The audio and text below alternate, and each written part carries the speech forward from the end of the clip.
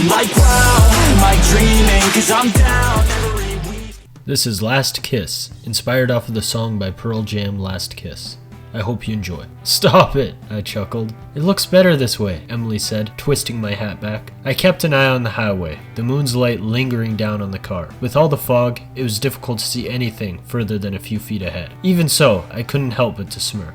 Emily shifted over, wrapping her arm around my neck and leaning in to kiss my cheek. Shouldn't you be wearing a seatbelt, or are you trying to be a rebel? Everyone likes a rebel. Plus, you can't deny it, Emily said, poking my nose. You like this. Turning my head, I leaned forward and pressed my lips against hers, before shifting my attention back to the road. Of course I like it. I can't believe your dad let us use his car. It was nice of him, and I'm really excited to see the drive-in movie. I've never been to one, Emily said. I just hope the fog is gone by then, I said. Have faith. God wouldn't ruin our 2-year anniversary. Yeah, because that's what God is worried about. Making sure everything is perfect for us. Of course he is. I'm one of his most devout students, Emily said, speaking in an almost comical tone. Just because your dad is a priest doesn't mean... The rear of another car appeared from within the fog, hidden until now. A man was standing by the front, the hood open. His eyes widened at the sight of us. I twisted the wheel, unable to stop in time. The car turned in an instant. The tires screamed. A gasp escaped my lungs, seeing a tree a moment before smashing into it. My head jerked forward, smashing into the airbag. And before darkness took me under, a heart-wrenching scream erupted next to me.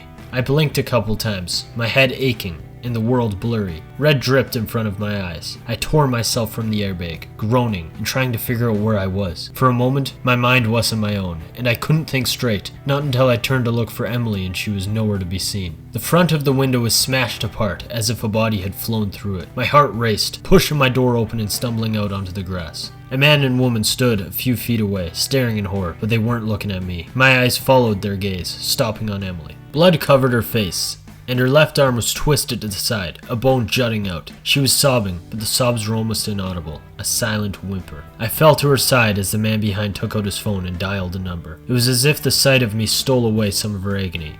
She took my hand, forcing a smile over her pained expression. Droplets of rain struck her face, her brows drawing together as she tried to speak. Hold in there. Don't close your eyes, stay with me, I said, my voice cracking as tears fell onto my cheeks. I'm scared, she muttered. It's okay. I'm here.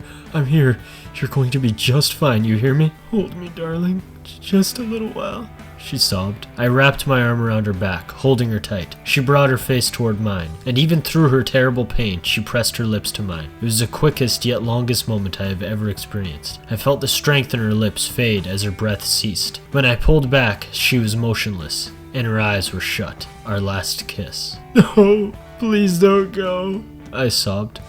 Please, I need you. I buried my face into her chest, sobbing and holding her tight. She was in the Lord's hands now, stolen from me and taken far away. The only thing left behind was a shell of what she once was, leaving me hollow without my love. The funeral was difficult. A sobbing mother, a confused little sister, and a stoic and strong father.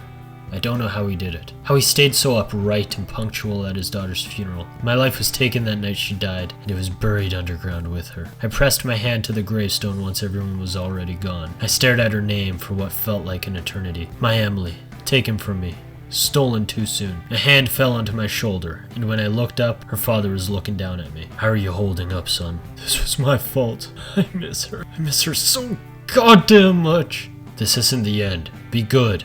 Live your life how she would have wanted you to, and keep her memory close. If you do that, one day, you'll see her again. With those final words, leaving me to make of them what I will, her father turned and walked away. I will see you again, Emily. I promise, I said, placing my forehead against the headstone. When I leave this world, we'll be together once again. Thank you for listening, and if you enjoyed, please consider subscribing. If you've never heard of the song Last Kiss by Pearl Jam, then I highly recommend checking it out. You guys have a good day. Waking up, oh God, I really hate mornings. Go through life and everything is so boring.